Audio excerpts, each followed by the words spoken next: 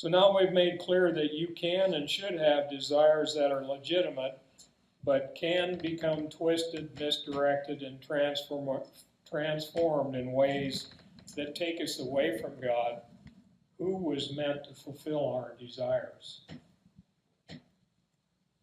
Okay, right now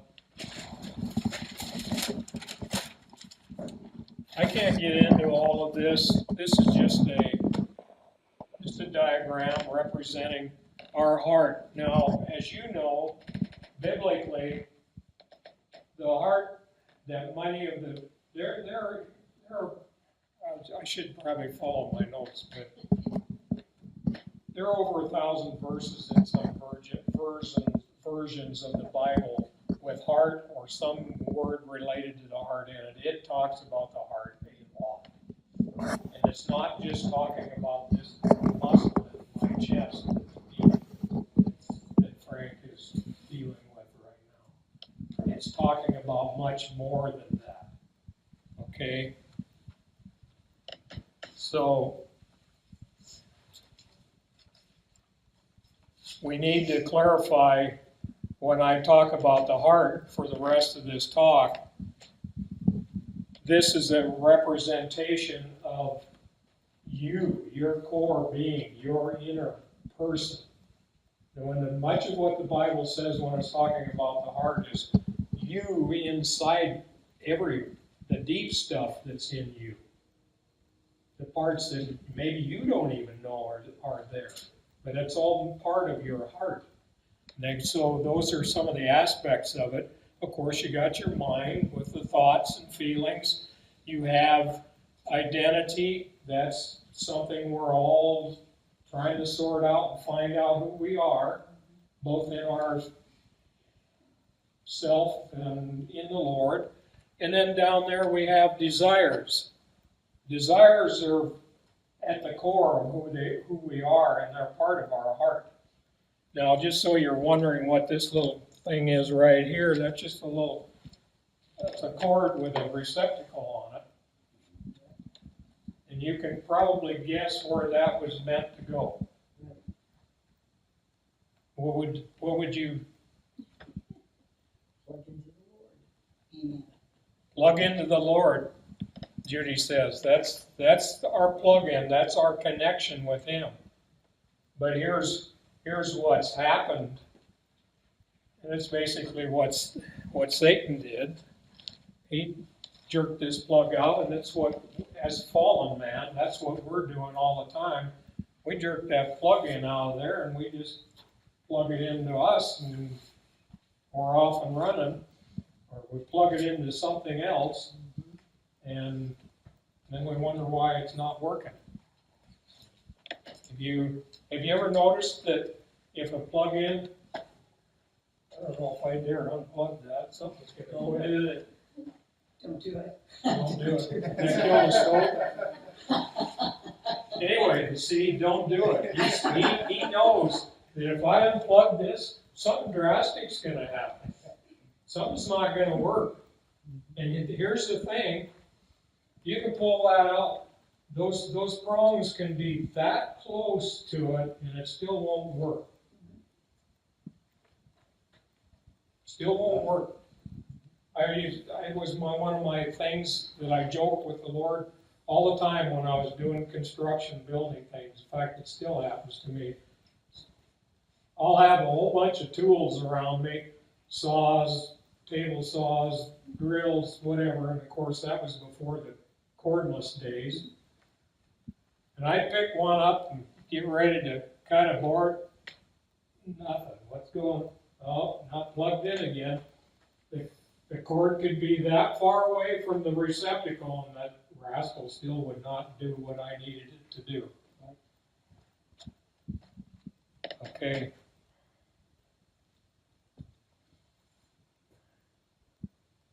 The majority of the Bible verses are addressing man at the core of his being. All the things that when taken as a whole make you and I who we are and what we are.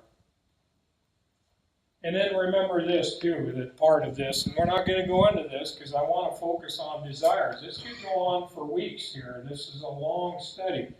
But I want to just emphasize that we're focusing on desires. And so, but I wanted to say this, you have, in addition to that, you have a spirit, a soul, and a body. They're living in you somewhere. And they need your body right now otherwise you're out of here. Mm-hmm. And so that's part of your core, your being that we're talking, a part of your heart. They're part of that. Okay, so it's not real important right now to nail down the actual location of this heart in you. It's there. You've got one. But what we need to, so much as we need to understand that desires are a part of that. Okay? Desires are a part of that. They're right there, of course, on this diagram. And so that's what that's about. Desires are the root or core psychological needs that drive our behavior. And this is important. These are deep longings that drive our actions. They're not the same as our emotions. Emotions are feelings that arise as reactions. So I want to make that clear, is that they're deep longings. Now, just for example, there are things that our body can't live without. You can think of a couple of things, right?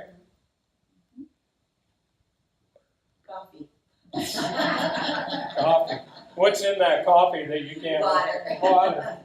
You can't live without water. You're not going to make it very long. Air.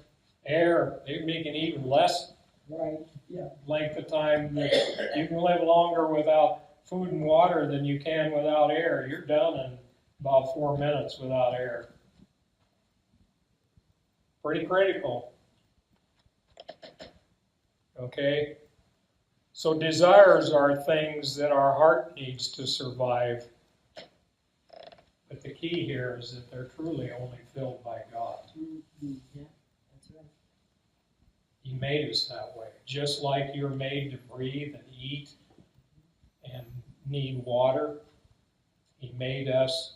Even though the fall took place, what this has all been about down through the ages is to restore us to the place that our desires are being met in Him. We're being motivated and energized by our desires being met in Him.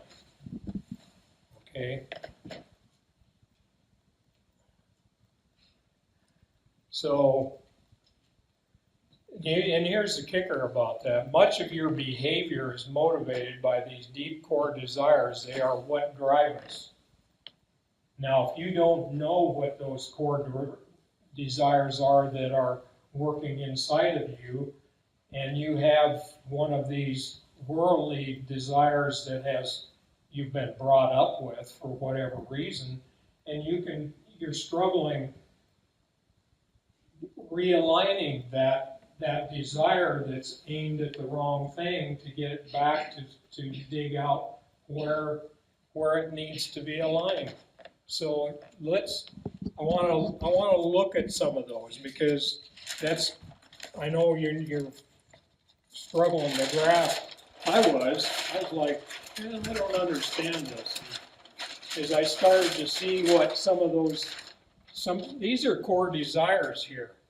And there's others, but we have let's take the 4 headings. That's what we got here. We've got connection, we've got stability, we've got competence, and we have achievement.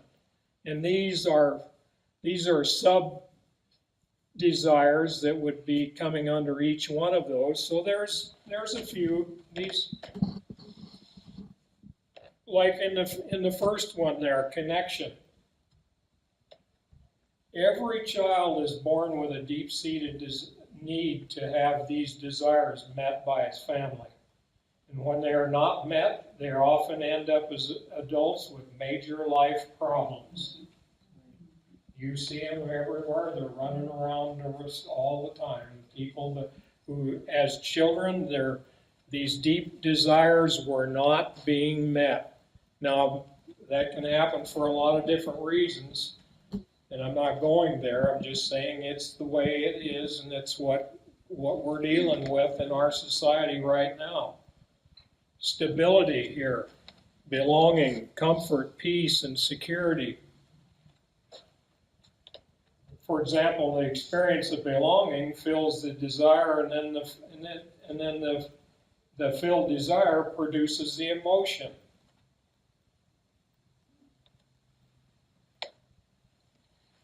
You understand that now? Can you think of examples here? Can you think of an example for competence? I know I'm putting you on the spot there, but do you think of an application for these? Come through, goodness, recognition, approval. Where can that be legitimate? Why would that be there? Anybody have any thoughts? I'm seeing if you can come up with something here. You always see people trying to get approval. They do everything and anything for parental approval or approval or even self-approval. Okay. So it is something that is going on, isn't it? I mean, it's really. Does this give you a perspective that this desire, this core desire, is legitimate, but it needs to be. You need to discover what was missing. If it's out of kilter in your life, and you're trying to fulfill this desire in some unhealthy or destructive ways, what would you need to do to get back on track? You need to go back and find out what happened. Why did this get out of kilter? Okay. How about achievement? We've got justice, freedom, challenge, significance.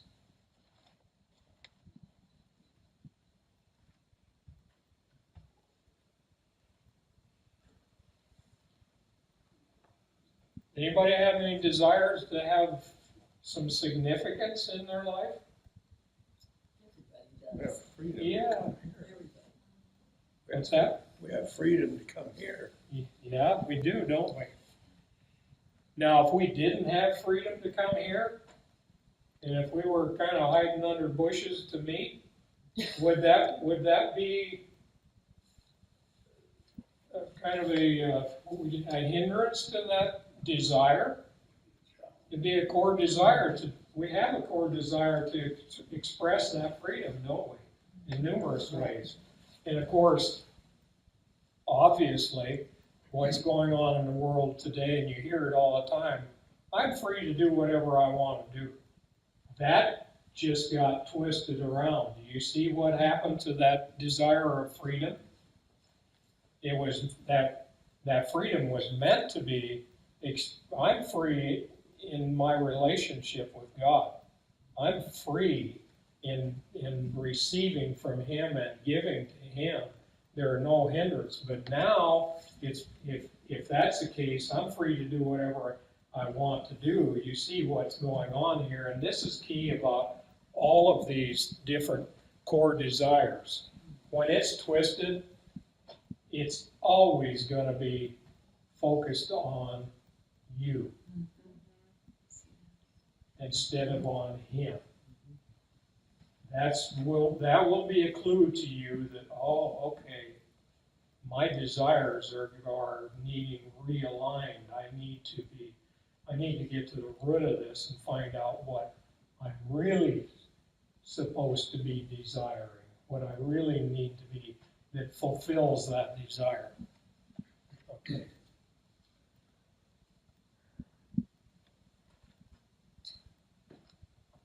And here's something for you to think about because of what I've just shared with you. You will not succeed in disciplining a behavior out of your life that's based on a twisted desire. Say that again, Neil, please. Yes, I'd be glad to.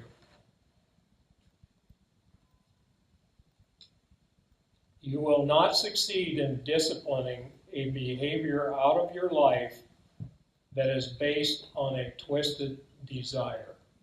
Yep. You have a desire that's got, you were meant to have a desire for certain legitimate good things, and especially towards the Lord.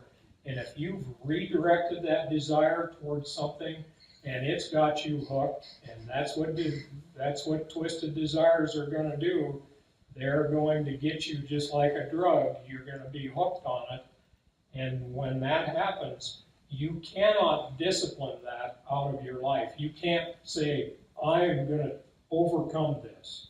Because at the very core, that's being empowered by that desire that got rerouted.